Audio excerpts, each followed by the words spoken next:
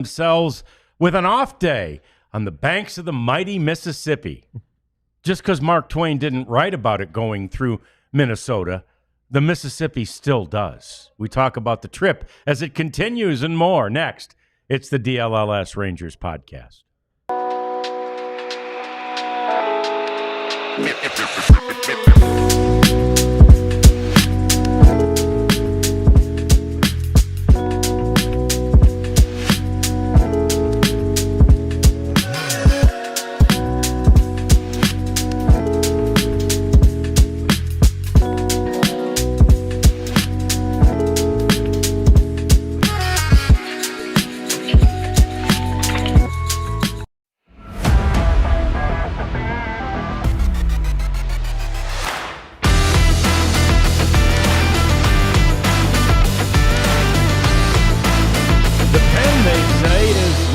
Than the sword. And the pen yesterday in Washington was mightier, or at least as mighty, as anything the Rangers might have needed. Hi there. Welcome into the DLLS Sports Studios. It's the DLLS Rangers podcast. Jeff Wilson, John Radigan. Big day on the DLLS Rangers podcast as we have had a line change, if you will. I guess it's more appropriate that the Stars have had a line change. And they now have the Prophet on a daily basis. And we are blessed with the Queen. Somehow, some way. And that's the thing you'll notice about the Queen. She's going to talk more than Elijah. For whatever reason, the Prophet was always reluctant to talk behind the scenes. Yeah, he just did his stuff behind the scenes. But you'll hear from the Queen up on here, and we appreciate that, and we appreciate having her. We would ask you to mind your P's and Q's because we've got the Queen here, for especially God's your sake. P's. Yeah, especially those. Yeah. Yeah. So anyway, that's going to be on a normal basis for now, and we're glad for that change. You won't notice much other than that you get to hear from her a little bit more often. Of course, she and I go way back in our Fox then Bally days over there at the other place we worked. So long time relationship with the Queen. Really glad to have her here, Jeff. Really glad to have a win-flipping streak. I know it's only 2, but damn it, I'm going to play it out. It's a win streak. Yeah, take what you can get at this point. Hey, maybe they can make it 3 in a row. It'll be tough. They're not losing today, though. That's right. We know this. Today. That's right. Take the day off, hang out in Minneapolis, enjoy some cooler weather, and then refresh and recharge and get ready to go. It's going to be hard. The Twins, they're having some pitching injury issues in the rotation, but they're really good at home. Not great ballpark, John. I know you like it. Love it. I remember, I guess the first year was 2010.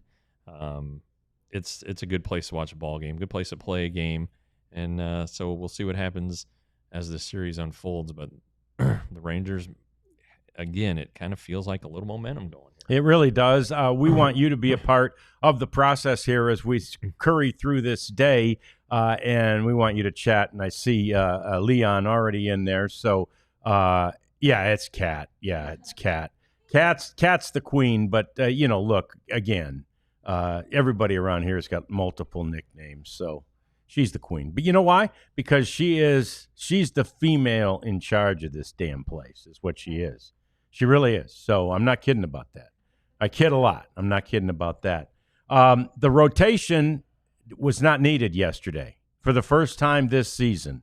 And I think that the fact that the bullpen was as fresh as it was, full as it was, is a credit to the rotation, right? So you give the rotation an assist for yesterday's win at least. 100%. Yeah. The Patrick Corbin and Jacob DeGrom made yesterday possible with their 8 and 7 inning outings. Now, the Rangers had decided before the game, the DeGrom game Saturday, that they were going to do a bullpen game. I guess they felt pretty good about Jacob and matching up against the Nationals. And by God, why not? He looked pretty good. Yeah. So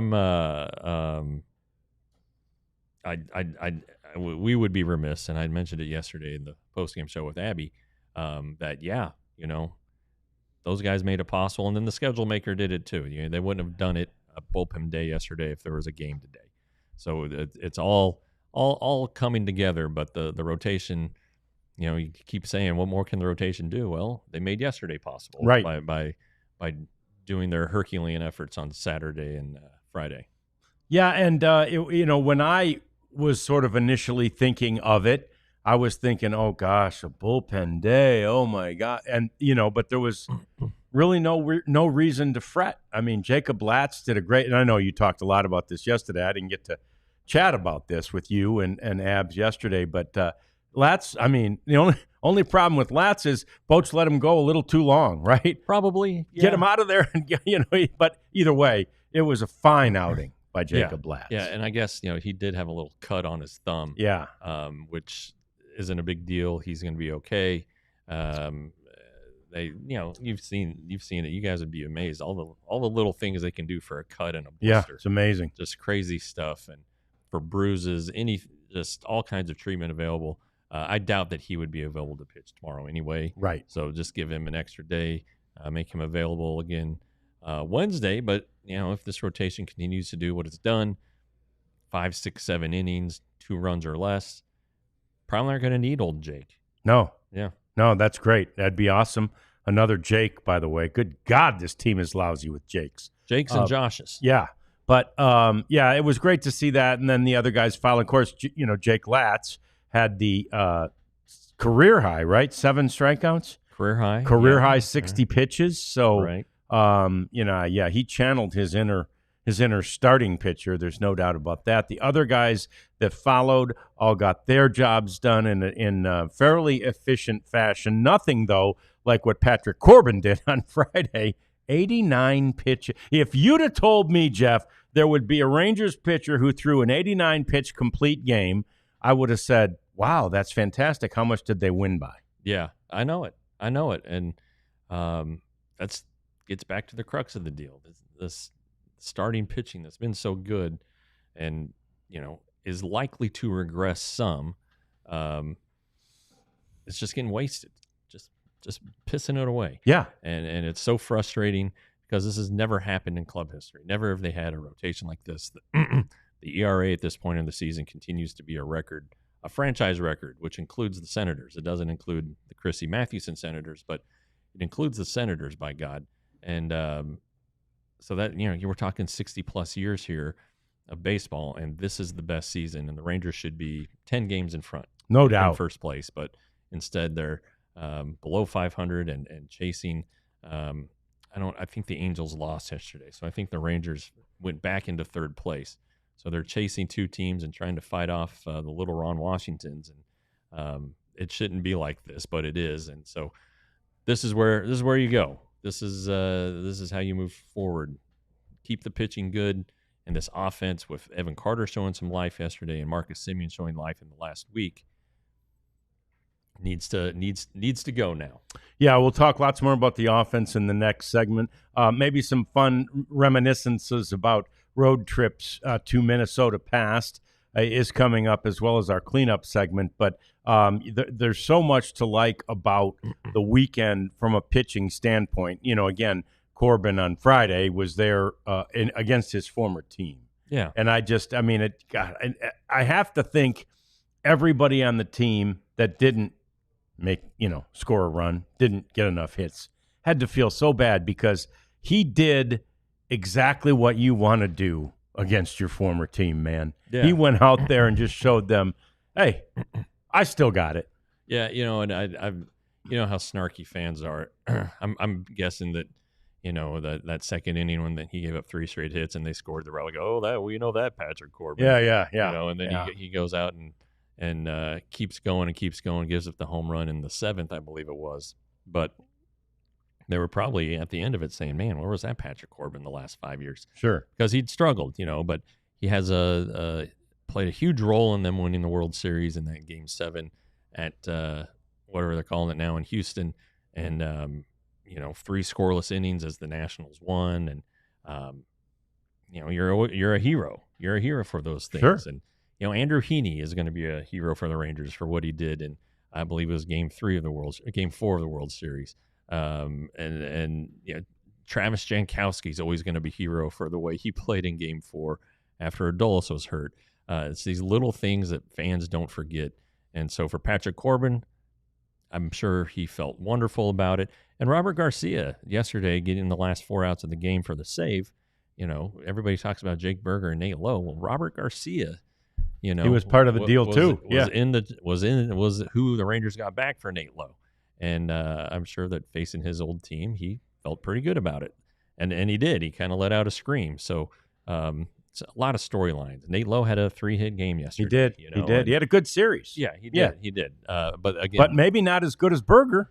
Right. Well, those numbers again remain pretty much identical. Lowe has a big lead in on base, but Berger has the better overall numbers when it comes to like slugging percentage. 1 more home run. I was going to say took the lead in home runs. That's a push. Yeah. But anyway, it was a fun series. It's always fun to win a series and for us to talk about wins instead. Boy, no kidding. And that was the thing. They hadn't won a series on the road since they won the Detroit series, which was basically 1 month ago, right? I think it was the 8th, 9th, and 10th or something like that of May. So that's good. I mean, winning a series on the road is obviously a good thing. They had that horrible 1 and what did it become? So it was 1-6 on the last road trip, and they lost the first 4. So they got to 1-10 in road games.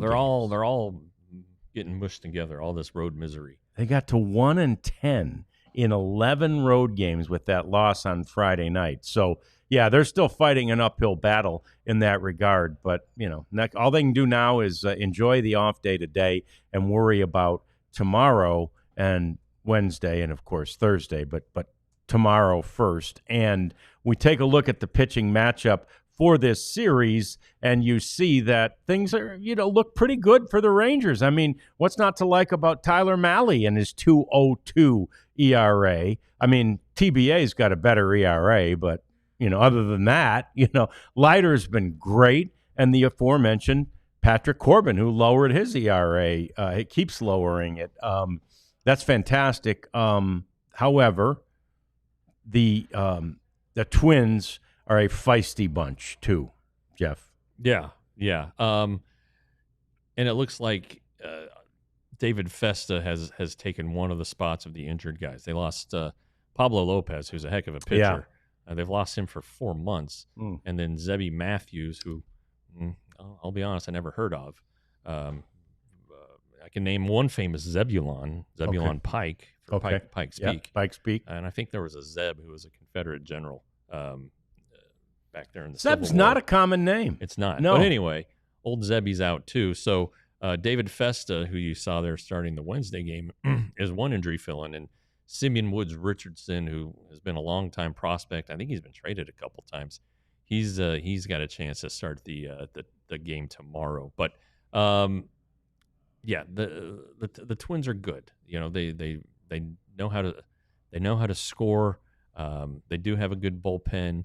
Especially the back end is really, really good. So the Rangers need to strike early, which they did that Saturday, and they did it yesterday too. The Carter home run was in the second inning. It wasn't the first inning, but get out in front early, let the rotation do its stuff. Maybe add on late against the non-leverage guys from the Twins bullpen and see what you have. But the Rangers might have an opportunity here to catch the Twins a little bit vulnerable.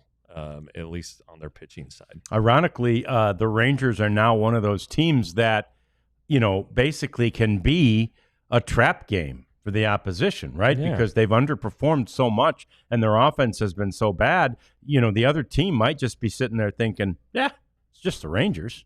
Right. We got this. Yeah. Right. Yeah. And then if Evan Carter shows up as he has, or if Marcus Semien continues to hit as he has been, and some of these other guys, Wyatt Langford we'll talk about here in a second, and his time to rejuvenate, right? If all these things come to fruition, then the Rangers with, a decided pitching advantage in almost every series, the Rangers will be feeling pretty good about their opportunity and their possibilities in Minnesota. So let's do that next. Let's talk about this offense and what we can look for and what we can expect and what we can hope for.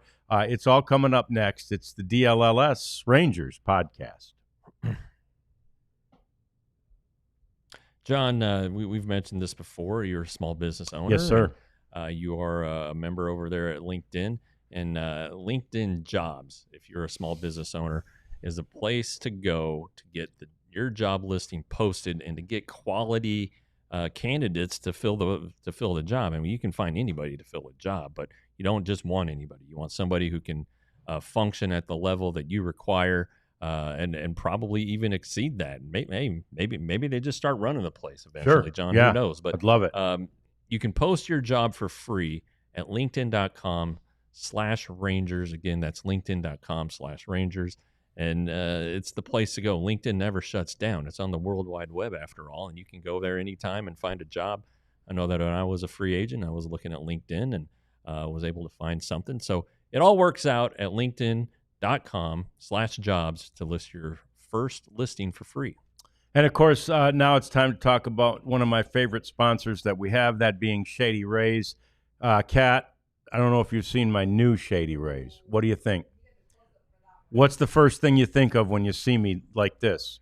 Gonna write a ticket. Yeah, that I could arrest you, and I might, right? Because now we established before the show, you can't say you're having a bad day to umpires or women. So I'm not going to say that. If Kat does something wrong, we'll just say, okay, we have some constructive criticism here. There is no constructive criticism for Shady Rays. Can we talk? Yeah, can we talk? There's no constructive criticism needed for these babies. They're awesome. Talked my son into getting a pair. His gal is going to now get a pair, and you can get 35% off, right? If you use the code DLLS, they'll replace them. They have a replacement policy, even if you lose them, as I have done before, and certainly if you break them. So go to Shady Rays, use the code DLLS, get 35% off. Okay, so let's talk offense. I mean, for once, Jeff, we're not talking terrible offense, although even in a good offensive game, again, with the new standard of scoring being 4 runs, oh, wow, we got 4 runs, That's an automatic win. But there was still an 0 for 11 in there. There was runners in scoring position. So again, and as we've been over the course of 2 months trying to solve what's wrong with the Rangers, an 0 for 11 could be spun by the club and even by us as, hey, at least guys on base. Yep. These hits are going to start coming. They just aren't coming. The timely hits don't happen. No. And it's kind of crazy. But, they did enough. They hit the magic number of 4. They're 23-4, the Texas Rangers, when they score at least 4 runs. It's an .852 winning percentage. That'll win you some ball games. Mm-hmm. Even scoring 5 runs Saturday, you're like, hey man, this is something else. Oh my God. Woo. Breathing room. Where did this come from? But really, if you want to look at the road trip as a whole, they've had a couple stinkers, the opener of each series, and then they've been okay. Yeah. They scored 4 in the loss at Tampa when Rocker had that brain fart, and then they scored 3 in the loss in which Josh Smith, Robert Garcia had the brain fart. Yeah, whoever. Yeah, Josh Young could even had a brain fart in that inning. So lots of farts. But anyway, so the offense, it seems like it's getting a little better because, and I think you can agree, because of Marcus Semien. He's producing. He's a candidate to be the American League Player of the Week, which will be announced here in just a little bit. Batted over 500 for the week, or dating back to the last weekend of the Rangers homestand. Yeah. But anyway, the guy's going well. Okay, much better. I mean, 100% better. Yeah, if not more. Complete turnaround than he did the first 2 months of the season. And to his credit, after the game Saturday, he spoke about, this kind of happened in 2022, which we've talked about, and I just stuck to my routine then, so I'm sticking to my routine now, and it's working. But he had to find something. He did change some things, and it just kind of struck on something. So hopefully it stays. And then Evan Carter, his numbers aren't gaudy, and they weren't good when he went on the injured list, but you can just, the at-bat quality, it just is so much different. Like his takes I wonder if guys watch his at bats and watch how he tracks a pitch. I mean, he just especially like a split finger. There, he was facing a guy with a split, and he was following those things all the way until they fell out of the zone. And I think he could recognize what was coming and trusted that it was going to happen. So if a guy who's 22 can do it, the guy who's 35, Adolis Garcia, can do it. Adolis continues to be plagued by those chases up and out, and they proved costly in Saturday's game a couple times. So it'd be nice for, let's say, Semien and Carter to pick up maybe Garcia. Corey Seager, 0 for 25, longest hitless stretch in his career. I don't worry about him. Evan Carter, who's hit below 200 the past 20 games, worry a little bit about him just because he's young. May not know how to get out of a slump, but he had the day off Sunday, will be off today, so maybe he just needed to get recharged and watch a game. So there's the potential. There's been the potential all along. But I think with Semien, it feels like, hey, if he's going, then the Rangers could no really doubt. get going. And imagine, and I tweeted this yesterday, just that there was this great opportunity and a great game by Semien, and then hashtag, Corey Seager's next. And that's not like, come on, Corey, we need you. That's more like a statement. Corey Seager's next. Yeah. I mean, it's going to happen with this guy. We just know it will, and I don't think it'll take as long as, unfortunately, it took Marcus Semien to refine that timing, that groove, that stroke, that confidence, whatever it is. Yeah, and if you want to, I know Corey had those 4 games. Maybe it was only 3 there in Boston and Detroit. Yeah. After he came off the injured list the first time. But if you really want to look at it, Corey basically missed a month, right? Yeah. I mean, I think that's fair to say. And so you go back to the start of last year when he was coming off of the late January hernia surgery. Yeah. Basically missed all of spring training and was pretty terrible for the first month and a week, and finally came out of it. So I wonder if this layoff, while he'd had plenty of at-bats before the injury, if he still just needs a little more time. I know he came off in 2023 and hit a home run in his first at-bat, and everybody's like, man, this guy's fantastic. And he is fantastic, but sometimes it just takes a little while. But I don't think anybody is remotely worried about Corey Seager and what he's going to do the rest of the way. Now, there were, I don't want to say worry, but there were concerns, for lack of a better word, about the way things have gone with Wyatt Langford, right? Mm-hmm. So yesterday, Boch used that day to give Wyatt a little downtime, and basically just, it's the beauty of having a fully healthy lineup right now. You can do that. And I think, again, always wise using, give him an off day on the day before an off day. He gets 2 full days to just not really worry about it, freak out about it, think about it, just decompress. Yeah, and maybe he will appreciate the value of that, and learn the value of it, and just, be like, hey, okay. And I think during the game, the broadcast showed him talking to Jacob deGrom. Well, maybe Jacob deGrom was telling him, hey, this is what this guy's trying to do. Yeah. This is what these guys have been trying to do to you. Anybody can help a guy out. And one thing we know about Jacob and we know about Wyatt is they like to keep things simple.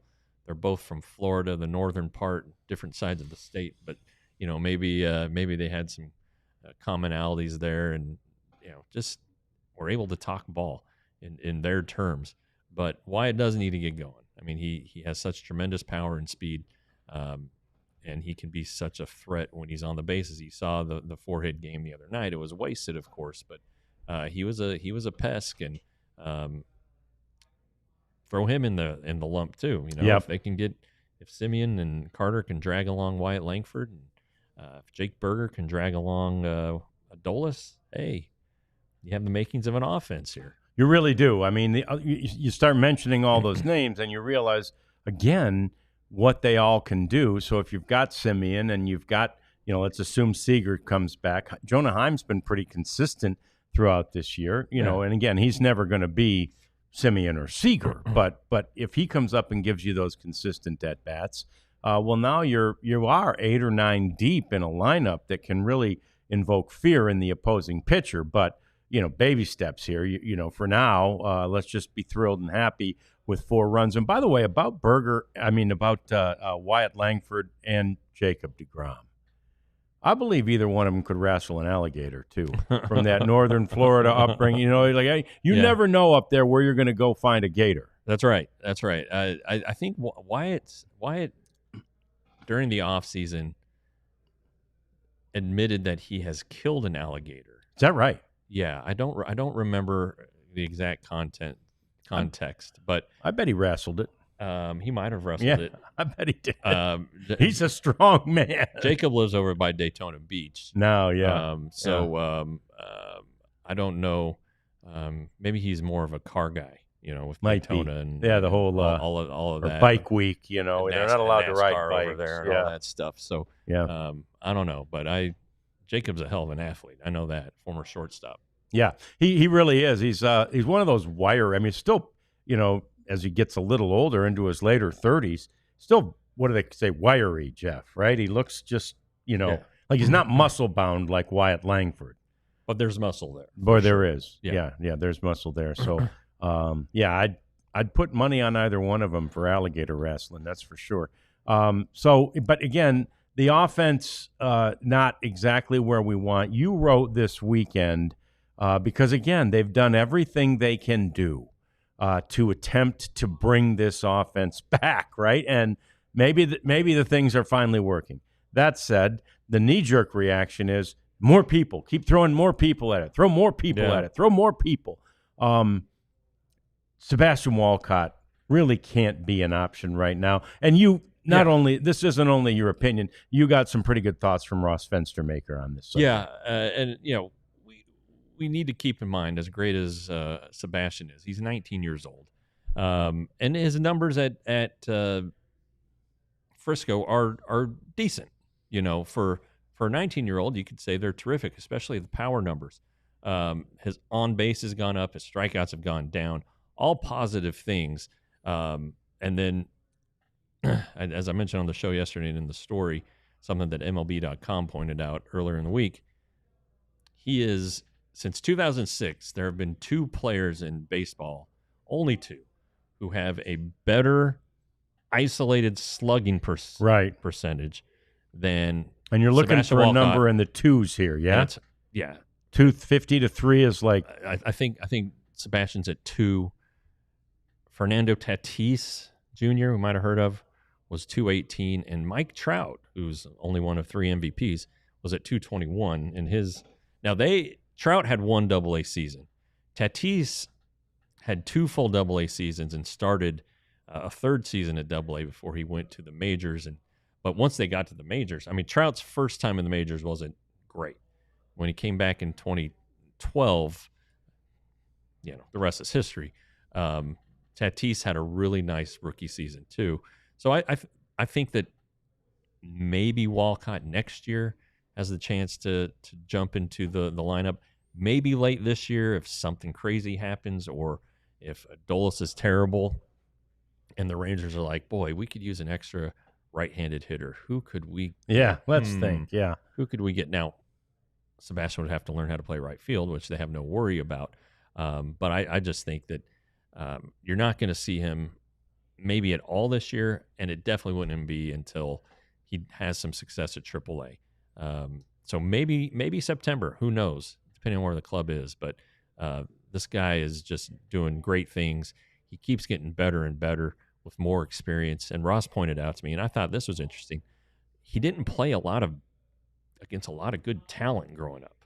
Like, the Dominican guys, kids these days, they get into these with their trainers at 12 and 13, and they're playing against the best of their peers. Yeah. Walcott's from the Bahamas. They didn't have that in the Bahamas. He played in Florida because he had family in Florida. He'd play some travel ball in Florida, but he hasn't seen the great pitching like these guys have, or like Trout saw, maybe going to these summer circuit things. So he's ahead of the curve for sure, but he's not far enough to get to the major leagues just yet. Not quite there yet. We are having lots more discussions. We'll continue that. We'll talk about guys who are on the mend, and we'll talk about what to do on the road in Minnesota this time of year. Now, around bowl season, I famously said that the Pop-Tart is a horribly overrated foodstuff, and we're going to test that. I know Cat comes around the computer at me like, "Are you kidding me?" Yeah, that's how most people reacted. Right here is a Pop-Tart Frosty, which we're going to test during the commercial break. That's coming next. The DLLS Rangers podcast. But before the greatness of those Frosties fusions, we've got to tell you about Monarch Money so that you have enough money in the account to buy things like lots of Frosty fusions for the family. I have found that the hardest thing for me to keep track of is money. It just all goes out, and like, was any coming in lately? We need more in and less out, and especially now with this business that Jeff has mentioned, I got money going here and there and everywhere, and I'm pretty much going winging a prayer. Time for me to get Monarch Money. Time for you to do the same thing. There is not a better tracker of your money, but they're more than just sort of an accounting tool. They'll help you grow your wealth. They'll help you get stronger at keeping track of your money, which will help you grow your wealth. So we ask you to go to monarchmoney.com, and if you do and use the code DLLS, guess what? You get a full 50% off for your first year at Monarch Money. All right, now it's time to talk Frosty and to eat some Frosties. Yeah. If you love Wendy's classic Frosty flavors, we got big news. All new Frosty Swirl and Frosty Fusion flavors you can get in either chocolate or vanilla. It's the same treat, right? Just have new stuff, new flavor refresh like strawberries, brownies, Pop-Tarts, caramel. All right, so the Oreo brownie, which is what I'm about to dive into, with caramel crunch, which you've had. Pop-Tart strawberry, you just nailed. So anyway, dive into the Oreo while I tell them. Quick. Yeah, fantastic. And here's the reason: there's lots of the strawberry in there, and nice little chunks of the Pop-Tart. What I don't need are two pieces of cardboard slapped together with a tiny, tiny stream of strawberry jelly and barely any icing. I don't need that. I need this. It's a Frosty Fusion. Go to Wendy's and get one. You see what I'm saying? I mean, that's the thing. The Pop-Tart, it's dry. It's like cardboard. But look at this thing. It's got the chunks of real Pop-Tart. I think, Yeah, you've done some ice cream. Put some ice cream on it, and it fixes everything. Well, that's a good point. You put a little ice cream in there, how can you go wrong? That thing's fantastic. I will order that again. But anyway, we're big fans of the Frosty Fusion. I think next week, or next month, I think it is, whenever, they're going to bring us more savory foods, which will be okay too. Oh yeah, I like a savory food. But we're gonna be missing out on these Frosties. We're gonna have to stop and get them on the way home. So on the road in Minnesota, and you think, not much to do in Minnesota. I'll tell you what. I've had some of the best off days when I was traveling with the team in Minnesota. I guess it goes all the way back to 2009, maybe. I was on the road with the team, and it probably was 9. Is that the year Pudge came back? Was 2009? Yeah. And I remember sitting with Pudge in the lobby of the hotel upstairs the night before that I did this, which was one of the most cool and fun and interesting road trip getaways I'd ever done. Kevin Millwood and me, the cameraman, went out muskie fishing, Jeff. Okay. Muskie fishing. Now, there's 10,000 lakes, they say, in Minnesota. And by the way, there's 66,000 in Michigan. So I have no idea why they brag about 10,000. But I've never heard of no Lake Minnesota either. No, we got a Lake Michigan. We got a Lake Huron. We got big lakes, too. We got the Great Lakes, and we got 66,000 lakes. But by God, Minnesota gets credit on their license plate for 10,000 lakes. I'm like, Michiganders, as I am by breeding, I should say. Michiganders say 10,000 lakes. That's cute. That's cute. Anyway, but one of them, right? I think it's Minnetonka, Lake Minnetonka. Lake Minnetonka, right there. I've been there. Yeah. It's right by not far from town, not far from the ballpark. We go out there, Millwood and me, camera people, producer, and a guide, and we go muskie fishing. So then we're, shooting it for TV and so forth. And the guide tells us you got to cast 10,000 times in order to catch a muskie. That's the rule of muskie fishing. Lord. 10,000 times. And I'm like, he's like, not 10,000 in a row. He's like, you got to do it over a length of time. It's going to take. So I said, in other words, for the purposes of this story I'm producing for a television network, we're not going to see a damn muskie in this boat, are we? And he's like, well, I've probably cast 10,000 times. I said, Millie, how many times have you cast? About 8, I think. Millwood, just 8, so calm 8, and everything. Yeah. So anyway, it was great fun. And, I think we caught a couple of little bluegills or a couple of little perch or something, but no muskie? Not a muskie in sight. And so however many, I said that's a bad guide. I said, seriously, yeah, maybe. You might be right about that. I said, seriously, if I was out here with you for 4 hours, how many legit muskie casts would I get in? And he goes, well, if you're doing it right, probably no more than 50. I'm like, so how do we get to 10,000? Good God, I got to do it every day. 200, yeah. 200, yeah.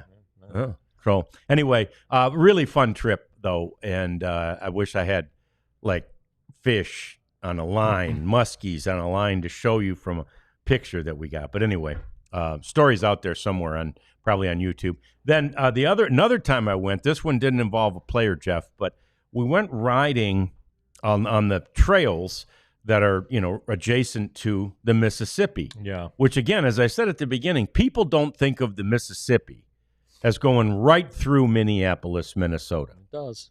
It does. Right through. It's beautiful. In the summertime, I'm telling you, it is beautiful. And like I said, because Mark Twain didn't write about it, people think that the Mississippi only goes right there by St. Louis, I guess, and all that in Missouri. Anyway, it's up there.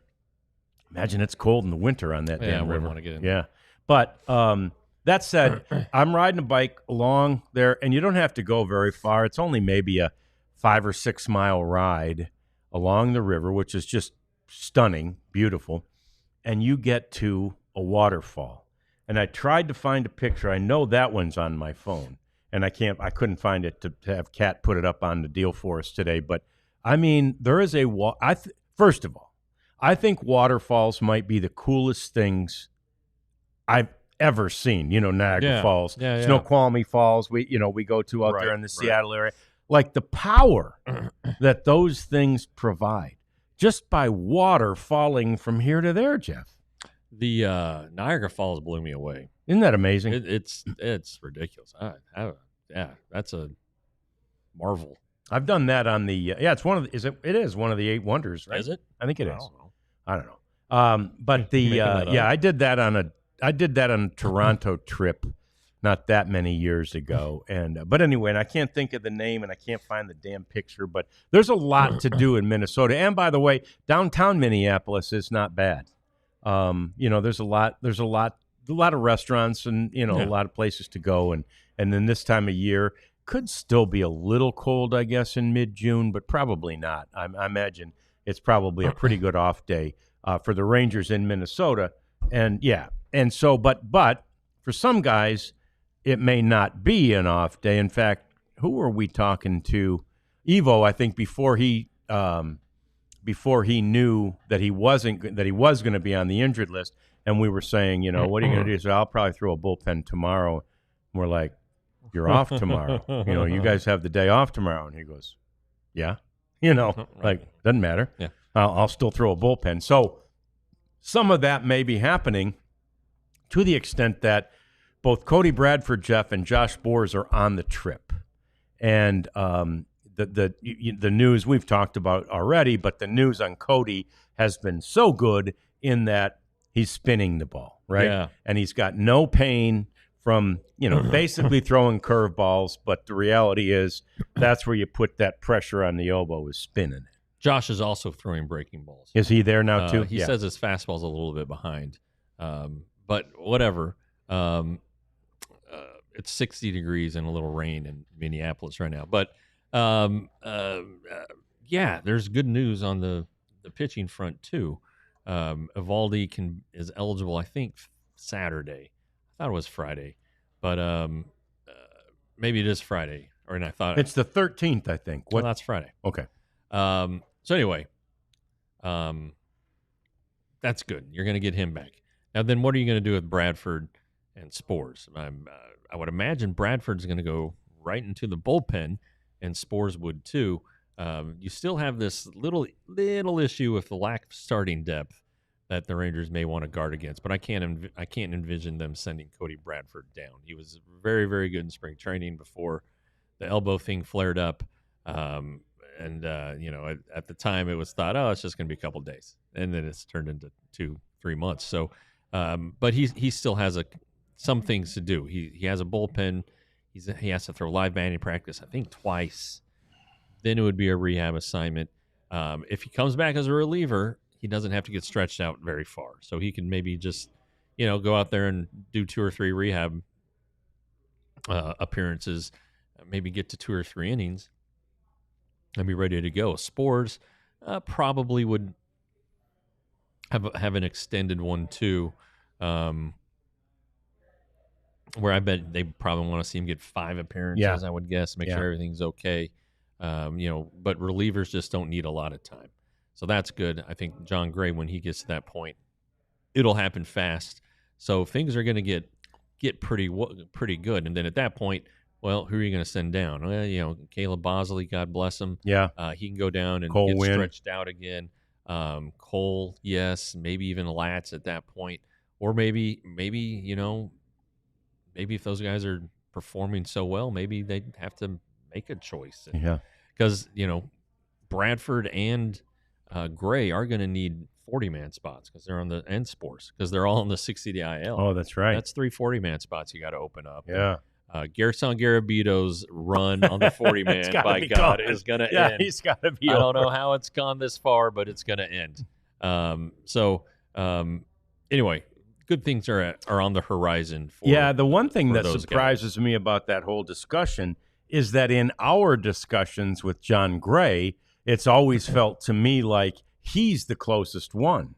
And yet the other 2 are on the trip and John's not. I mean, I think that's an indication that John's, still doing it, still part of a pitching routine in Arlington. Yeah, I don't know that he's even gotten off a mound yet. So that has to happen first, and then it's going to be a gradual buildup. Now, it was his wrist, a fracture. It wasn't an elbow sprain or a shoulder injury. So he's going to be able to start throwing breaking balls sooner, but not right off the bat, because again, you do have to build up like it's the offseason. That's exactly what he said. It's like starting all over again in December or whenever he starts throwing. So it won't be as gradual as it was with Bradford, but he has a chance to be a really good reliever.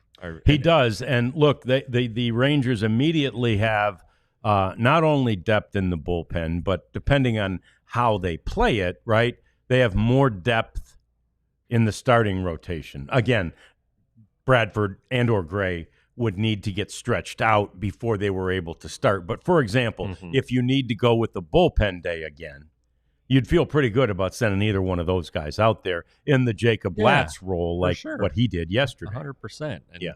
And get Cody up to 50 or 60 pitches. That'd probably be 3 or 4 rehab appearances.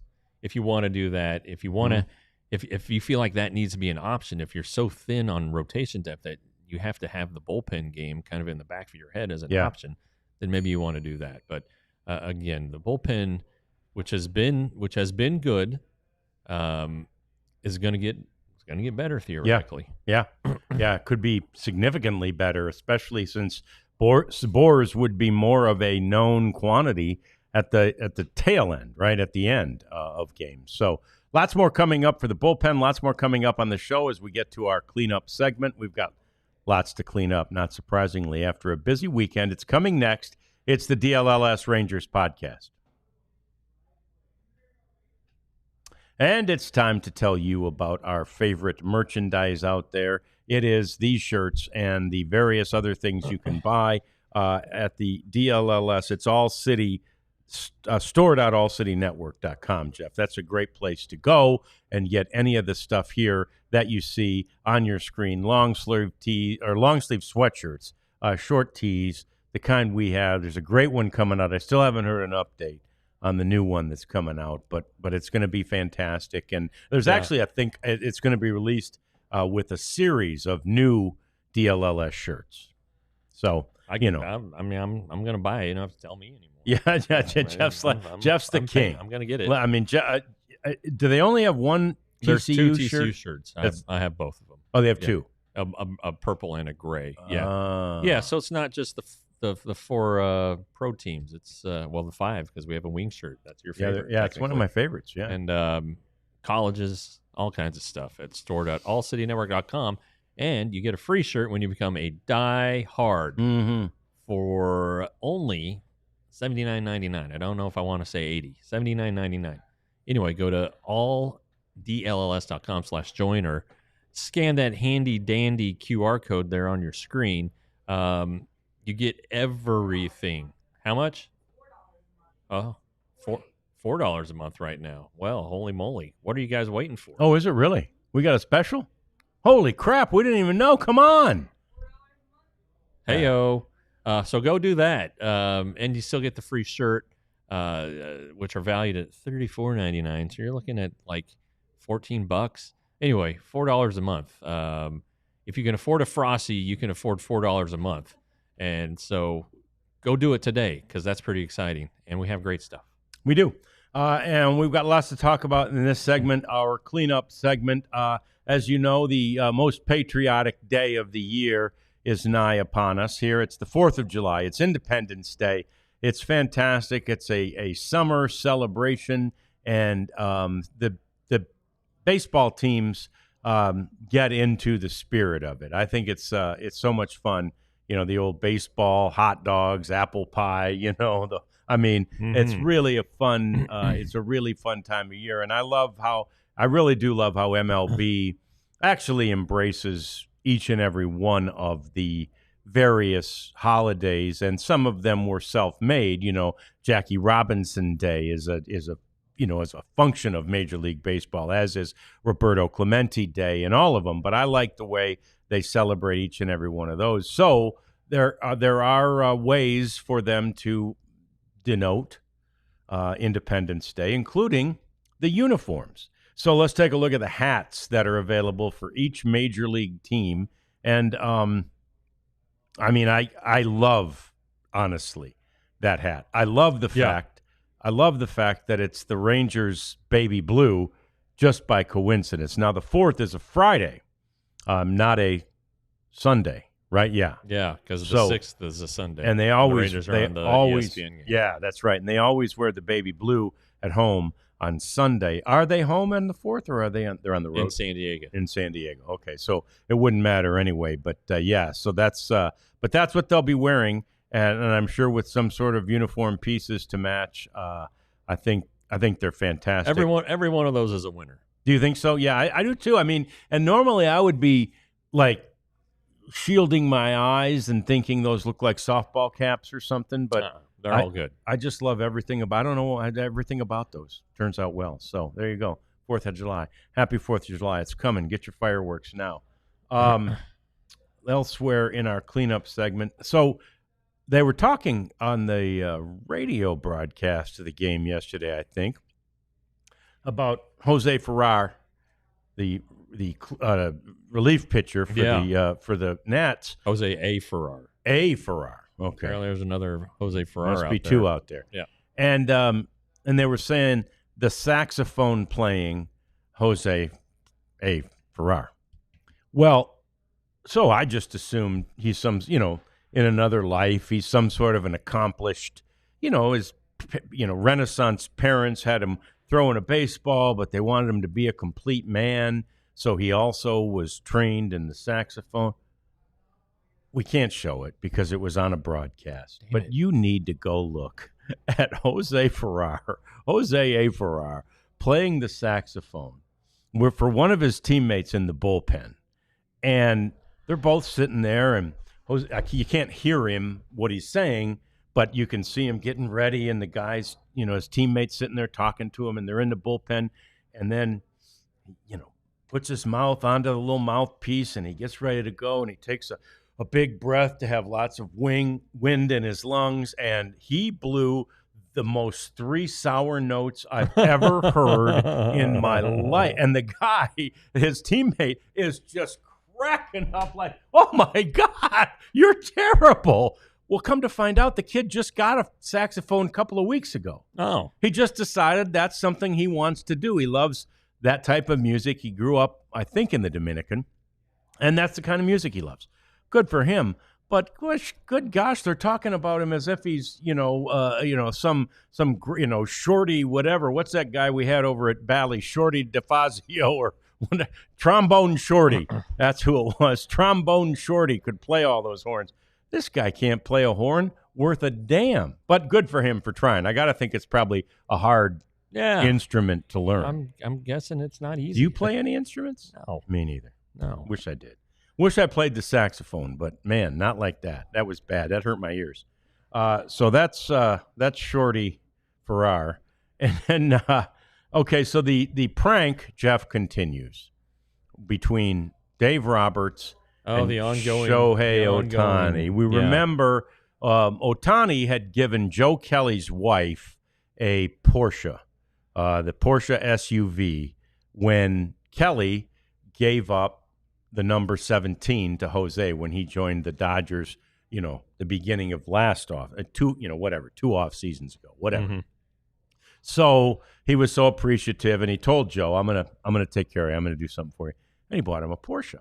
And so then he told Dave Roberts he was going to take care of him, and he got him a baby Porsche, just a little guy. And he put it in Dave Roberts' parking spot at spring training and had Dave's car moved and put the Porsche there, and they got a big kick out of that. And then Dave responded by putting a bunch of the balls from the ball pit, those kind of little balls, filled Ohtani's car with it. Ohtani opens the door, all the balls come flying out. Well, now we have a new chapter in the Porsche thing, and they said after the baby Porsche in Dave's spot and the ball pit in Ohtani's car, they said, okay, we're done. That's good. We're even.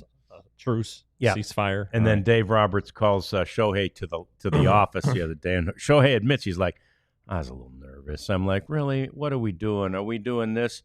This is what they were doing. Here's a picture of the Porsche for Shohei's daughter. So that was more like it. And apparently it's remote control. Now, Kat, you've got Enzo. How old is Enzo now? He'll be 2 next month. So he might just fit in that little car. You letting him get in there and sending him around with the remote control? You would? Okay. My granddaughter's only 5 months, but I know she'd fit, but I'm like, I think her mom would kill me. I'd have to put a baby helmet on her or something. Yeah, a year ago, no. Okay. So as they get a little more control, you put the baby in the car, let it ride around in there. Yeah, that's cool. Well, A year ago. Ohtani's daughter's not even 2 months old because she was born during that series when they were here. Oh, is that right? Middle Is that April. when she? Okay, so she might got have a ways. minute. She's got a ways. She might can't even have a hold her minute. head up probably. Yeah.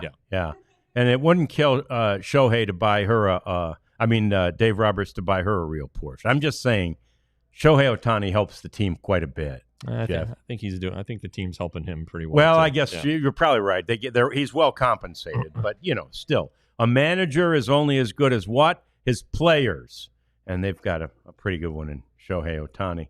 All right, so Jeff, here's a more serious. Let's get this one other thing, and then get to our serious notes. So we have time. Speaking of the Dodgers, Clayton Kershaw is pissed at the Cardinals, who showed the. Does it say? Yeah, they showed the the video of Matt Adams' home run against him in the 2014 NLDS on a loop. And Kershaw says, I think it's a little Bush league, but I don't expect anything else from these guys. So it's no worries. But, that is, I don't know. What is that a low blow? I like Kershaw so much. I want him to be happy. I think it is kind of a dick move. Yeah. It kind of is run that over and over again. And maybe you'd want to just ask, how has each team done since? How are we doing, right? But anyway, I like that. I do like that kind of drama. And the Cardinals, are funny, man. That organization, they walk around like they're the Yankees. They do. They walk around like, we're the Cardinals. And we're like, whatever. And I remember in 68, the Tigers beating them, Wish I could say in 11, the Rangers beating them. But anyway. Anywho. I digress. Let's get to this. Look, they've made a decision finally on the pitch deal. Yeah, this is a big deal. It came out, I think, Friday that MLB fully intends on implementing the challenge system for balls and strikes in 2026, which is next season. That's fantastic. And I think the story was written by The Athletic. Go ahead and go check it out. There's an 11-person committee, only one umpire on there, which is probably why it's going to pass with flying colors. Yeah. But the MLB has the votes. It's going to be in play, and it's long overdue. And it seems especially relevant in light of the crappy umpiring this year. And we'll start with a picture from the Umpire Scorecards Twitter account, @UmpScorecards. We're going to start with Andy Fletcher. This is from Friday night. Look at that, 80% called strike accuracy. That's atrocious. And I don't know the ump scorecard formula for how they determine the overall who it favors and all that stuff. But Andy Fletcher is just awful. So each team will have two challenges, like was the case in spring training this year.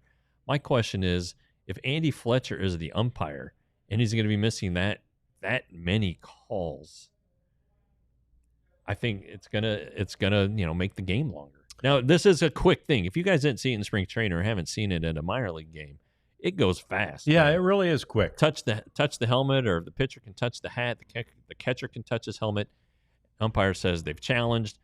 It's on the screen. It's over, and boom, it takes less than 30 seconds. Yeah. But with Andy Fletcher at that rate, Christ, it's going to take. Oh yeah. It's going to add another 30 minutes to the game. Yeah. Now, conversely, and I had this thought, but we'll look at another one. This is from last night's game on the ESPN. Shane Livensparger. I once tweeted that Livensparger sounded like a nasty cheese. Yeah, I agree. And yeah, I got some burger. I got some crap for it. Did you? No, you're above making fun of people's names. Not when it's Livensparger. Now, old Shane had a heck of a game last night. Yeah, look at that. Look at that. 100% on the strikes. And those balls, I would argue, two of them. Yeah, one of them for sure. The bottom one, just off the bottom of the zone. I think that is a ball. One for sure is completely in the strike zone, and the other's on the line. But anyway, the point is, even the best games will have challenges. Now, some of them might be wrong. I mean, it was like 50-50 in spring training. Players right between the umpire who was right. And was it really? It was very close to 50-50. But it needs to happen. I mean, look, yesterday's game, the second out and the Rangers win was on a strike that was at least a ball off the plate, maybe two. So the Nationals hitter, I think it was Josh Bell, if they still had their challenges, could have challenged it, and the game might have turned out differently. But my God, it needs to be better. And I really give a full-throated endorsement of this actually happening. I do too, and like that game that we've referenced in Detroit when the Rangers had Fletcher, he had an 87% called strike accuracy that game. And this was 7% worse, that one you showed. Yeah. And both benches were bitching at Fletcher the entire game that in Detroit that day. And so I can't even imagine what was happening on Friday. Maybe this system will weed out the bad ones. Maybe that's part of the design behind it. That might just be. That's why the ABS is coming to a ballpark near you next year. So that's going to do it for us today. We appreciate you hanging out with us. We appreciate the queen over there. Yeah, it's Kat, same person. We appreciate each and every one of you hanging out too, enjoying your part of your lunch hour at least with us. We will do this again tomorrow at 1 o'clock, and we will see you then on the DLLS Rangers podcast. We all silly like the mayor.